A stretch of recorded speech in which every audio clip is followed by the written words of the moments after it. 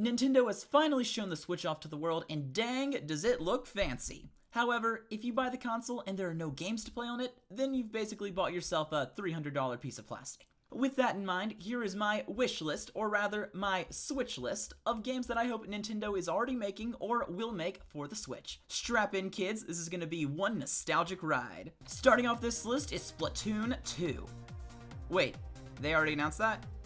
Never mind, keep up the good work, Nintendo. For my first spot, although this is not technically a game, I'm wishing that Nintendo continues to create original games and characters for their new console. Now, don't get me wrong, I love Mario, I love Donkey Kong, Kirby, all those guys, they're great, but it never hurts to have some new blood circulating now and then. Splatoon was the first new IP to come out from Nintendo in about 15 years, and look at how great it was. The game was so successful, the Squid characters are even in the new Mario Kart game. It also wouldn't hurt Nintendo to try and expand their audience a little bit, and if every 2 to 3 years they release something completely original and experimental, then I'm sure eventually something would stick and Nintendo's already large roster of characters would continue to expand. Now, this doesn't mean that I want the company to stop making Mario and Zelda games. Those are really important for Nintendo's history and the games are just fun to play. But I do think that having a new piece of hardware is also a great time to experiment with new ideas in the software department. I don't think a lot of people watching know what this game is, but Lock's Quest was an underappreciated gem that released on the Nintendo DS back in 2008. This game presented a very creative take on the tower defense formula, and there was also a very touching story that could definitely leave you teary-eyed if you invested yourself into it. Unfortunately, creativity does not always translate into sales, and I haven't heard a peep from the series ever since the first game came out. I would love a sequel to this game, but I could also see Nintendo porting the DS version over to the Switch. It's been verified that the console's gamepad has touchscreen support, and even though there isn't a stylus, I feel like it wouldn't be too hard for a DS game to be emulated on the system. Come to think of it, maybe Nintendo would be able to give a lot of older DS games a second chance on the Switch. With the touchscreen acting as the bottom DS screen and the television as the top part, it is very possible that the company could get away with reselling their older games on this new console, albeit with a price reduction, of course. Regardless though, I just want a new Lock's Quest game. Make it happen, Nintendo, and I promise I'll be first in line to buy that game.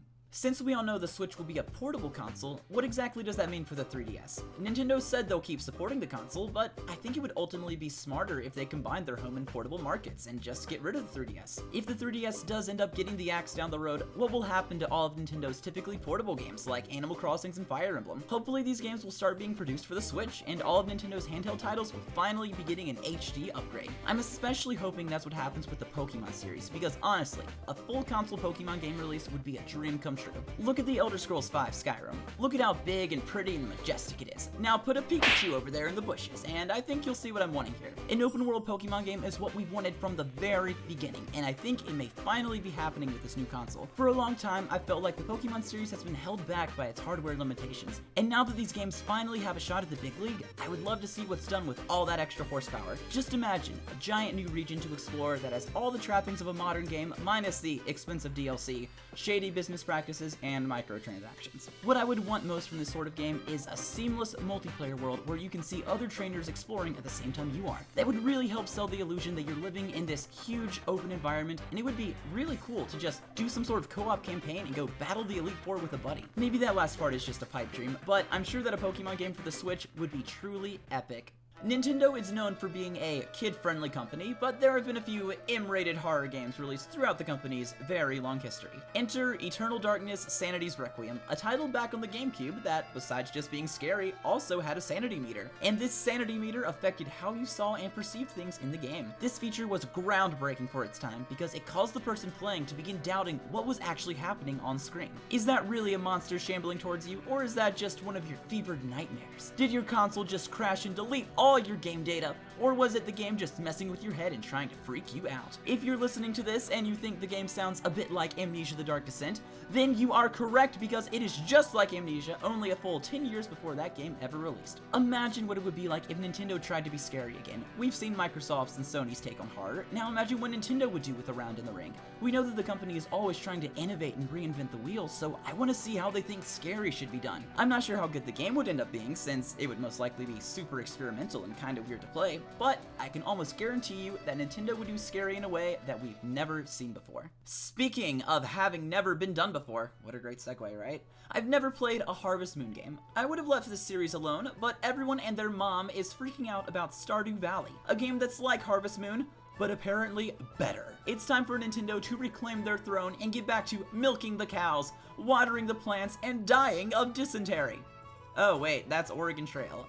Never mind. The last Harvest Moon game was released in 2014, and right now it's hovering around the 46% mark on Metacritic. So it is clear that the series requires a bit of fine-tuning and reshaping. Here's what you need to do, Nintendo. Take Stardew Valley, slap Harvest Moon on the title, and bam! It'll sell like hotcakes. You're welcome. In all seriousness though, these sorts of games have always intrigued me. The so-called work games where you have fun doing chores and the kinds of tasks we wouldn't actually want to do in real life. Nobody in their right mind would think that pulling weeds and shearing sheep would be fun, but for some reason it's hooked a lot of people. And if Nintendo does end up making Harvest Moon, Switch Edition, then I would like to give it a try. Now, this right here might be the game I am theoretically most excited for. I say theoretically because there's always a chance these games do not exist currently or ever will. Sonic Chronicles: The Dark Brotherhood for Nintendo DS was an RPG starring Sonic the Hedgehog, and it was created by BioWare, the same people that made Mass Effect and Dragon's Age. The Chronicles game had creative combat, an interesting world to explore, branching dialogue trees, and relationship building, just like in the home console BioWare games. I want Sonic Chronicles 2 to come out on the Nintendo Switch because this series could be Nintendo's answer to the more mature Mass Effect and Dragon Age games. Nintendo tends to like things a little bit closer to the E for everyone spectrum, and when characters in other BioWare games seem to have a bad habit of randomly ripping their clothes off and throwing their scantily clad bodies at you, I can see how Nintendo might hesitate to put these more mature games on their system. Just like how Platoon became Nintendo's family-friendly shooter game, so too can Chronicles become Nintendo's fun-for-all-ages open-world RPG. Mario Party 6 was the best Mario Party game ever made.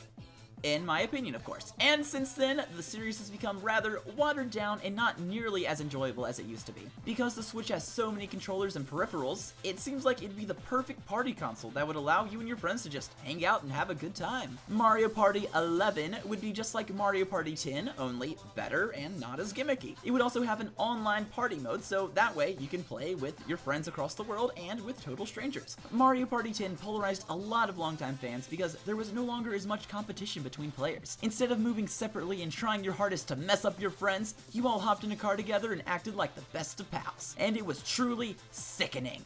Nintendo needs to remember that Mario Party isn't about having fun, it's about seeing how long you can mess with someone until they finally snap and throw their controller at the television. Once that happens again, we'll know we finally have another good Mario Party game. My first experience with Metroid Prime was Corruption on the Wii. However, my little 10-year-old mind was scared by all the ugly monsters and bright colors, so I promptly retired the game to the dark corners of my closet, where it was never heard from again.